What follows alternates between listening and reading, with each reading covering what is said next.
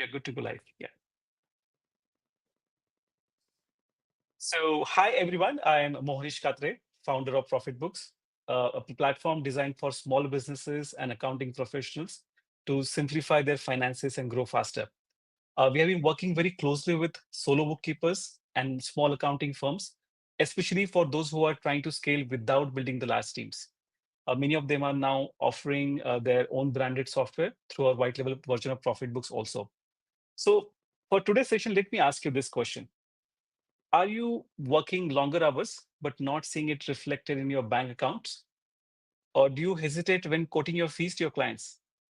Maybe afraid the client might say it's too high. Or maybe you have been charging the same rate for the last 3, 4 years, but even though your expertise has grown. If any of this sounds familiar, you're not alone. Most of the accounting professionals face these challenges. Today's session is not about any motivational talk. It's about real actionable strategies to help you raise your rates confidently and still keep your best clients really happy. And to walk us through that, we are joined by someone who has been helping bookkeepers, CPAs, and solo practitioners rewrite their stories, and that's Loren Fogelman. She's a business coach recognized by HubSpot as one of the top 22 business coaches worldwide. And she's the creator of Raise Your Rates Formula. Through her proven framework, Loren has helped accounting professionals double their revenue while actually reducing their workload. And she's here today with us to share the exact principles that can help you do the same. So, Loren, welcome. Loren, I welcome you here, and let's dive in. Monish, thank you so much, and I'm looking forward to the conversation. Really glad you could spare time with us today. So let's dive in straight. So please tell us, before we get into the strategy, can you paint a picture for us? What does a life look like for an undercharging firm owner?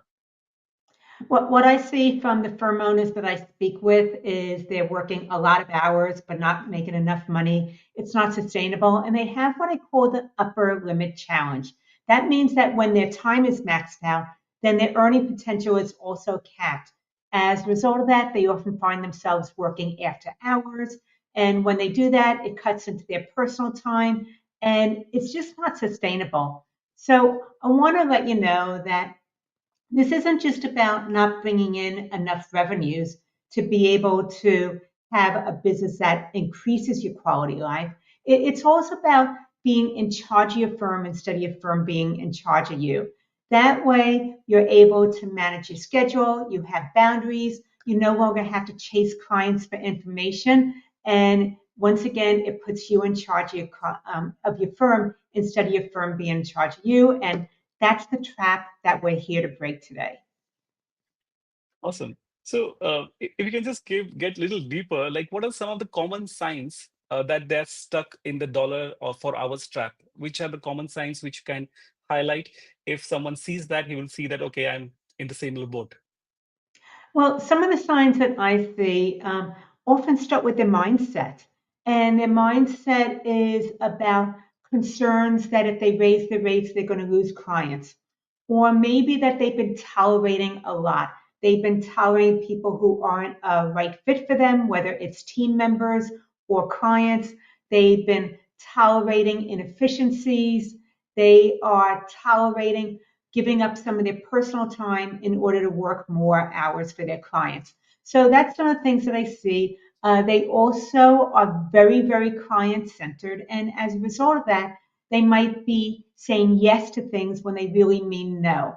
And as a result of that, they end up finding that the scope expands, but their prices have remained the same. And the last thing that I see is that they focus too heavily when they're talking with the clients on the technical aspects of what they're doing because they don't know how to really communicate the value. So those are some of the symptoms that I see that lead to firms being maxed out, having that upper limit challenge, and undercharging for their services.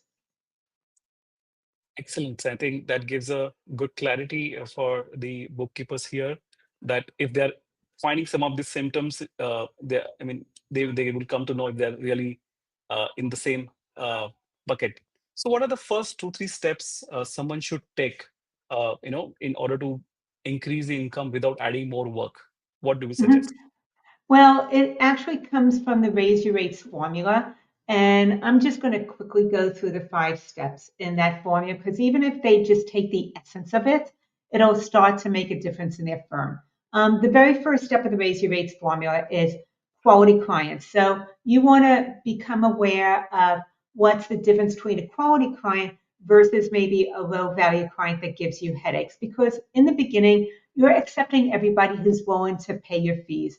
And as a result of that, you're ending up with a broad range of clients, some who are a joy to work with and some who give you headaches. So we want to be aware of some of the characteristics of who your quality clients are. And then number 2 is understanding how to be able to communicate your value. So once you know the characteristics of those quality clients, then we want to have the words, whether it's on your website, social media, when you're at a networking event and somebody just quickly asks you, what do you do? You want to have those right words that focus on what they care about to grab their attention so that they want to know more. Number 3 is packaging your services. Instead of on your website having that long a la carte laundry list of all the different things you do for your clients, which they probably need, but some of them they don't really understand anyway, we want to be able to get away from listing a la carte services over to packages where you're now bundling certain things together that focus on a particular business in their business evolution, as well as focusing on the outcomes and the deliverables as opposed to the tasks and activities. Number 4 is value pricing. And this is where we start to separate your fees from time. Instead of charging an hourly rate or even a flat fee, which is calculating your times by your hourly rate, we're now looking at value pricing, which prices the client and what's important to them instead of pricing your time. As a result of that, you can make 2 to 3 times more than traditional pricing strategies. And number 5, the last one is consultation mastery. If you are having enrolling conversations with potential new clients, or you want to meet with a legacy client and get them up to your new rates, then you want to be able to have what I call a value conversation where you're asking great questions, where they see the reason for moving forward instead of trying to pitch them, sell them, or focus too much on the technical parts of what you're doing. So those are the 5 steps of the Raise Your Rates formula is quality clients, communicate your value, package your services, value pricing, and consultation mastery. Excellence. That's a wonderful framework. But I mean, when we talk about pricing or higher pricing or adding more value, one of the common myth is that most people think that undercharging is just about pricing. So, but I think it goes a little deeper. What is your take on this? Well, some of the things that I see is that people don't really realize that even pricing strategy exists. And when you're going from being an employee working for someone else to being now a firm owner, having your own business, there's so much that you need to do in the beginning. You're wearing all the hats and you're fulfilling all the roles. So you want to be able to take some shortcuts. And charging for your time is the easiest thing and it's the most common. And it feels like a formula because you have your hourly rate, you calculate by how many hours, and that's how much you invoice someone. But I want to just say that a lot of times you end up undercharging for your clients or the scope expands, but your fees remain the same. And as a result of that, you avoid having a difficult conversation where you talk about charging them more because you're now doing more work for them, so you're tolerating a lot. And I know that when firm owners are thinking about raising their fees, it's not like they make a decision today and then they do it tomorrow. They can be thinking months, sometimes years of raising their fees. And if they do, they'll do it with new clients, but then they leave their longer term legacy clients at their original rates because they don't want to rock the boats. They're afraid of losing clients. So there's a lot of things that come into play when you want to raise your fees, but you hesitate to do so. It has to do with the fear of losing clients. You want to avoid a confrontational conversation. And also, you say yes to additional scope requests, but your fees remain the same. Yes, I think that's a constant trap. And I think, do you think it is more to do with the mindset? You mentioned about this before, but if I can just throw more light about, I understand you have a framework, but uh, from where someone begins? Is it the mindset, or is it the system or the process first? Everything we do has to do with our mindset. So either the way that we think about things and our beliefs, they either allow us to move forward or they keep us from moving, they hold us back. So whatever you think, your beliefs, those thoughts, they either are able to help you move forward and advance you, or there's something that causes you to resist and you just stay where things are, the status quo. So the mindset is actually underlying every single thing you choose to do or that you choose not to do. And a lot of times when I'm talking with firm owners, what I'll see is that they have a lot of fears, a lot of concerns, a lot of worries about if they raise the rates, they're going to lose their clients. So most firm owners are coming from that place of scarcity and fear, and it's affecting not only their business from being able to scale, it goes into the quality of life. And maybe about 25% of firm owners are more aspirational, where they go ahead and do it even though it might be uncomfortable. They're willing to challenge their limits. So 75% of firm owners are usually coming from a place of holding back and resistance.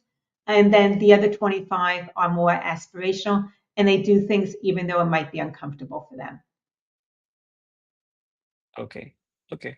And I've seen that while speaking with the bookkeepers, I've come across variety of them. Like, they come with certain minimal experience, or people who are there for decades together. But I've seen certain smart or even experienced professional still struggle to charge what they're worth. And there is a constant dilemma, how to cross that barrier. I mean, how to bring that experience into the pricing. So, why do you feel they still struggle in that aspect?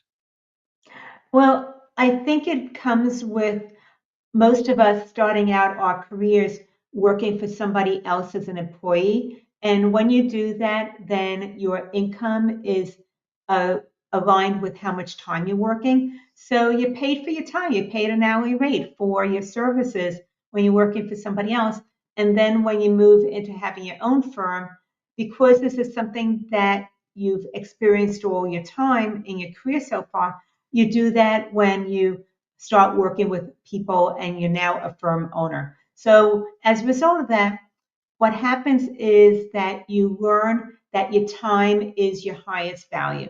So it aligns with charging an hourly rate or even a flat fee where you multiply your hourly rate by how much time you think something takes. But the truth is that that's what you value. As a firm owner, you value your time, you value operational costs, and maybe a little bit of profit margin. But that's not what your clients value. When you look at things from your client's point of view, what they value is time, not time. What they value is results. So your ability to be able to deliver results. They value the relationship. What is it like working with you? And actually, speed and doing something fast has higher value to them when it's a slow, drawn out process.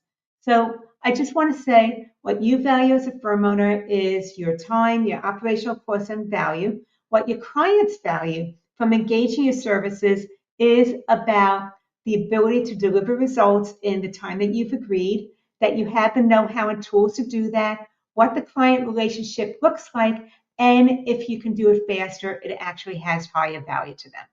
So value from a client's perspective is different than value from a firm owner's perspective. And you need to step into your client's shoes and look at things from their perspective. Awesome. And based on your experience, I'm sure you deal with many bookkeepers, and the larger uh, portion of the bookkeepers is a woman firm owners. So do you see uh, this hindrance of charging more fees, or inability to charge more fees is there with woman firm owners more, Oh, or is it you across know, the board? you're bringing up a really good point. First of all, I think that most firm owners are very, very client centered. They want to make a difference for their clients. However, how women operate their firm is a little bit different than how men operate their firm. And what I see is women are very, very client centered. They give, they give, they give. And a lot of times they end up having poor boundaries because they're saying yes to all requests because they want to deliver exceptional customer service. As a result of the lack of boundaries, they are also then agreeing to additional scope, but they aren't charging fees that reflect the value of their services because they don't understand what their value is. From a man's point of view, they're also very, very client centered, but a lot of times a man is more willing to do something that feels uncomfortable and challenge his limits and possibly raise his fees. But there's also a part where they want to remain competitive. So they stay price competitive, and as a result, they end up leaving money on the table as well because they're focusing more on the technical aspects of what they're doing, and they don't always understand the value of what they're delivering. So it can be for men and women that they end up undercharging, but there are different reasons why this happens for each one of them. And if you were to say a few words only to the women firm owners, what could be that to come out of the situation? Mhm. Yeah, a special message to the women firm owners. Sure. What I will say for you is I work with a lot of women firm owners, and that you want to raise your fees, you just don't know how to do it, and that you might need someone to help handhold you along the way so that you are going to get better results than if you try figuring it out yourself and then you continue delaying the decision. Every single month that you end up delaying the decision is going to be cutting into your personal time. You end up having burnout and you're leaving money on the table. So, so I want to encourage you, you can do this. However, you just might need more guidance and hand holding so that we can look at the beliefs of what's holding you back and start to reframe it in a way that you're able to move forward and with a proven process so that you're able to get the results that you know that you're capable of achieving. So you have been constantly saying that that raising the rates can actually strengthen the client relationships. Can you share any of the story where from your interactions with the bookkeepers whom we are working closely with that the client got a better outcomes after paying more, Mhm. and what was the entire process, how it started and how it ended? If you can give a story on example, would be great. Absolutely. I want to talk about Carmen Hoxie. It's Hoxie. She is a solo firm owner, and she had raised her rates for 18 years. So she knew that she was over delivering and she was doing more for her clients than what she originally started out with the engagement, but she never changed their fees whatsoever. And as a result, she was working a lot of hours. Tax season was particularly difficult for her because she was working even more hours then, helping her clients with their taxes.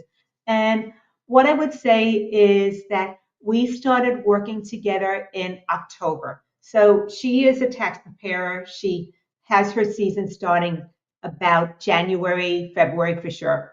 So, starting October, we talked about what she would like her pricing to look like. We packaged her services and moved away from a la carte services. She sent all of her clients an email that I gave her that I knew had worked before. It was proven and effective. And she sent it to all of her clients, letting them know that she was moving them all into packages and what their new pricing would be. As a result of packaging her services, sending her clients an email about moving into packages and the increase in fees, she brought in an additional 60% in revenues for this tax season. Plus, she retained 90% of her clients by following this process. And that was a huge difference for her, was not just the fact that she was able to make this change and get her clients up to the rates where they ought to be, but it was also evidence to her that clients weren't as price sensitive as she thought that they were. And it made a difference, not just for her, but for her family and quality life as well. Because now she had more time available for them because she was bringing in more money and she wasn't working quite as many hours as we started to put more processes in place. Incredible. Like following the process, increasing the fees, and still retaining 90% of the clients is really Oh, an amazing outcome. the other thing, Manish, I wanted to add is that she got prepaid for all of her work for tax season. She wasn't chasing money and sending invoices after the fact. So that freed up a lot of time for her as well, is getting prepaid for her services. That's really an excellent example. Like, I mean, I'm still sinking in the increasing rate, retaining clients, and still getting prepaid for most of the services, because that is one of the major challenges with the Hmm. bookkeepers, that even after delivering the service, they have to keep following up for the the payments. Hmm. Great, great. So someone's charging, let's say, $150 an hour for years, but knows that they should be charging 250. What should they do tomorrow morning? What I want to do is give you the exact way to start moving forward on your own to raise your rates. And what I see is this is similar to someone learning how to first ride a two-wheel bicycle and they're really shaky, they fall over a little bit. So there's a learning curve as you figure out your balance and you can move those training wheels on the back. And this is what I call good, better, best pricing. So what's going to happen is that you're going to have clients coming to you, and we're going to start with new clients if you're able to accept them, and come up with that original fixed fee that you would charge for the services for that new client. And what I want you to do now is go ahead and take that original fixed fee and multiply it by 1.5. That is your new good rate. I want you to enroll 3 clients at your new good rate because now you have some awareness that clients aren't quite as price sensitive as you thought they were. After you enroll those 3 clients at your new good rate, we move to tier 2, which is your new better rate.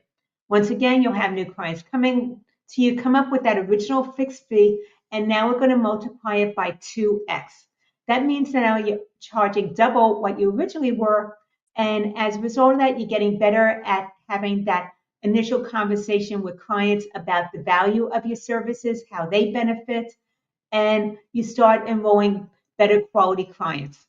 After you enroll 3 clients at your new better rate, we want to jump up to tier 3, which is your new best rate.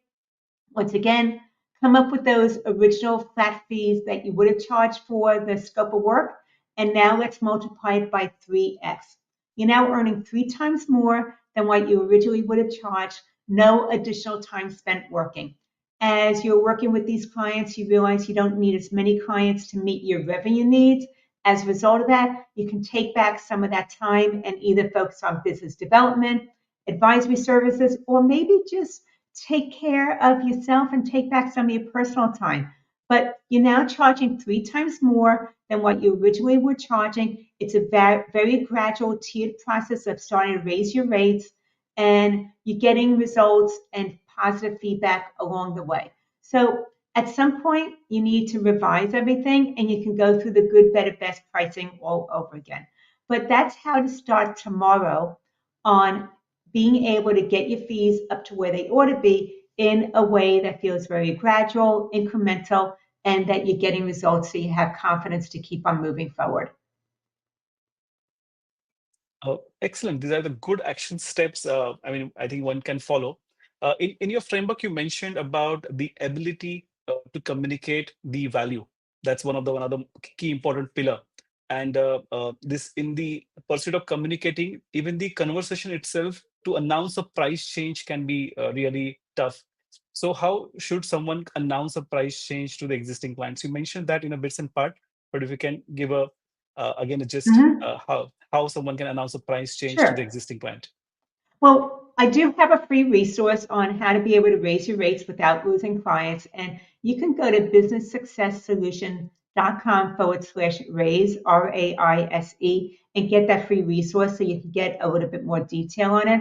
But if you want to be able to communicate, what you don't want to do is justify your rising expenses because the economy, you have higher utility bills, and that you haven't done a fee increase for X amount of years. You don't want to justify why you're passing your rising costs onto your clients because that feels like punishment.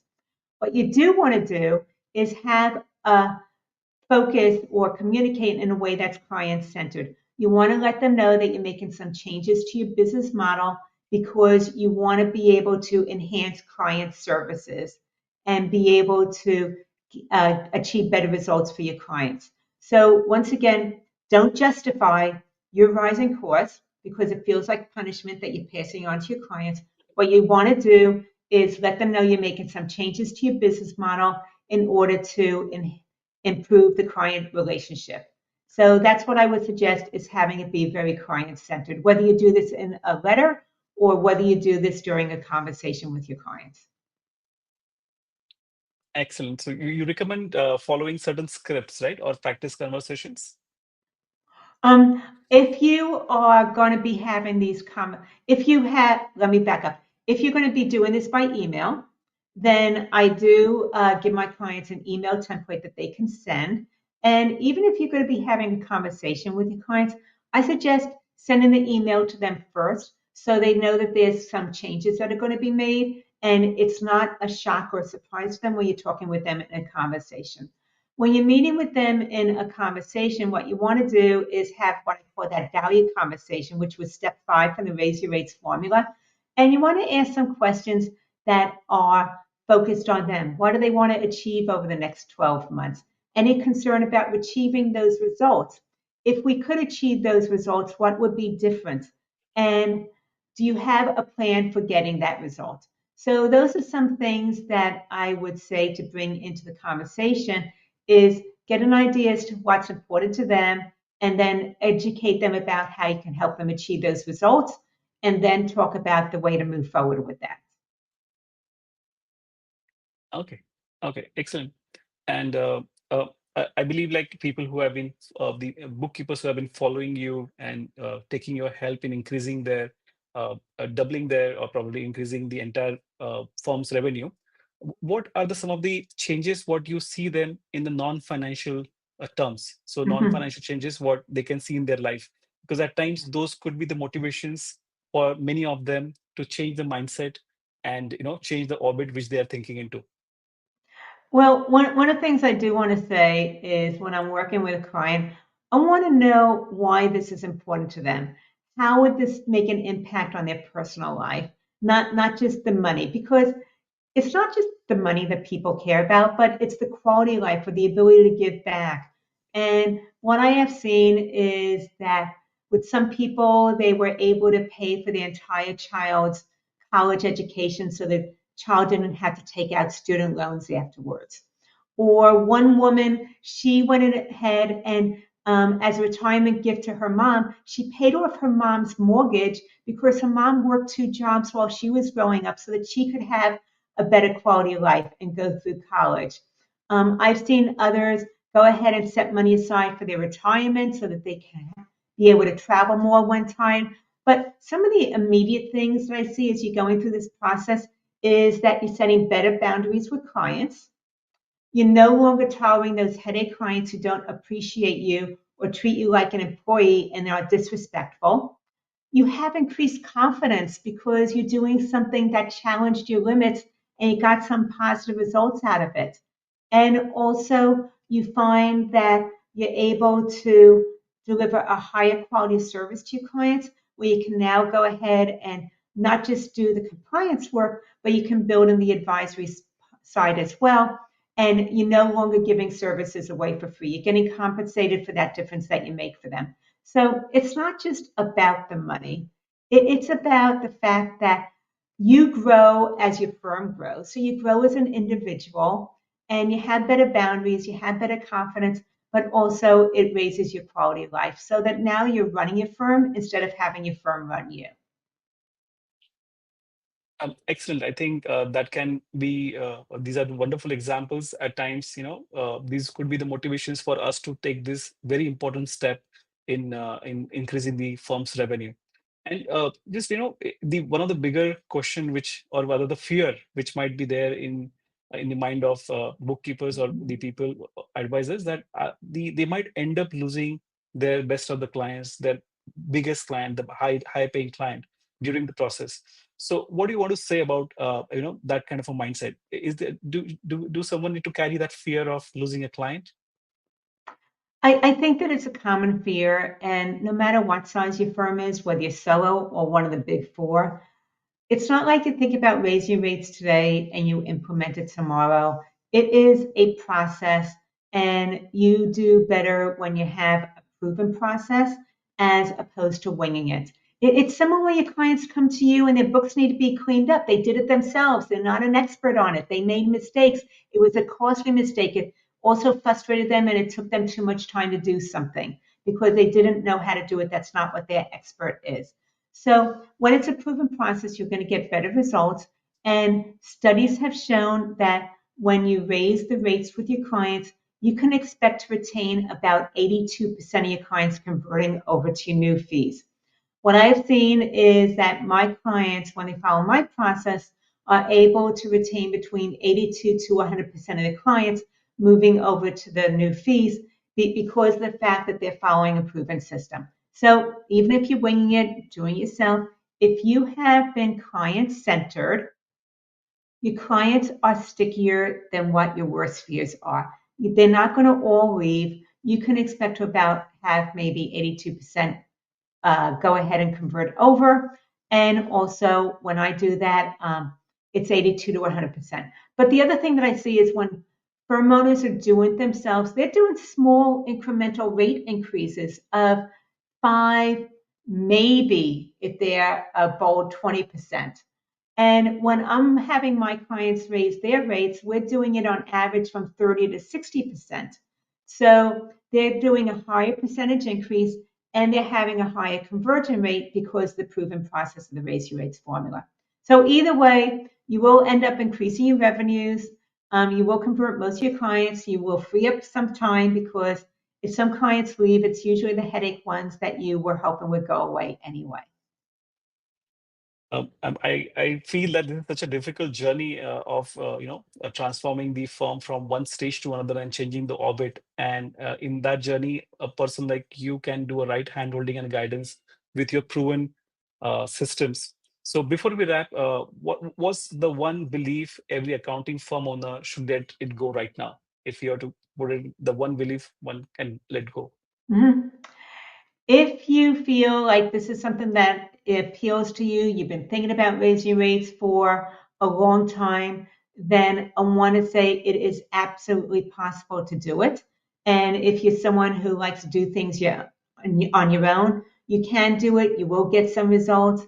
If you're someone that prefers to engage an expert, then you'll get better results. And also, you'll get someone that understands what you're going through and will validate your experience along the way. So, no matter which way, if you think that this is something that you want to do, I absolutely encourage you to do that.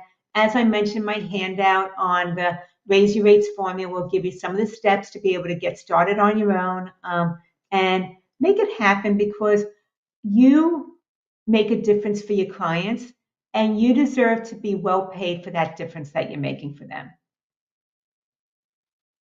Certainly. I mean, this was really, really insightful and power packed. Thank you so much for sharing such a deep and actionable wisdom today. And from the practical scripts to the mindset shifts to the real world stories, I'm sure the bookkeeper or the firm owners watching this have at least got one powerful takeaway they can start applying immediately. So, to our audience, I would just request you and love to hear from you. Drop your questions in the comments, whether it's about pricing, client conversations you had, or your own growth challenges. Tell us what resonated most with you in today's session. What was your biggest takeaway today from maybe even a story you can put up on how you dealt with a tough pricing moment? And we would love to hear that too. And if you want to go deeper with Lauren's work, be sure to visit her website, businesssuccesssolution.com. And there is a wonderful free resource she just mentioned. We will put up the link also, which is businesssuccesssolution.com slash raise. And follow her on LinkedIn, YouTube, and Instagram. Just search for Business Success Solutions, and you will find her, find a treasure of trove of value packed content. This session is a part of a larger webinar series where we are bringing in the voices that truly move the needle for accountants, bookkeepers, and the firm owners. So be sure to watch out for more such conversations coming up soon. Stay tuned, and we have got more conversation to grow your business smarter and not the harder way. So, thank you so much once again for joining. And until next time, take care and don't be afraid to to charge what you're truly worth for. Thank you so much.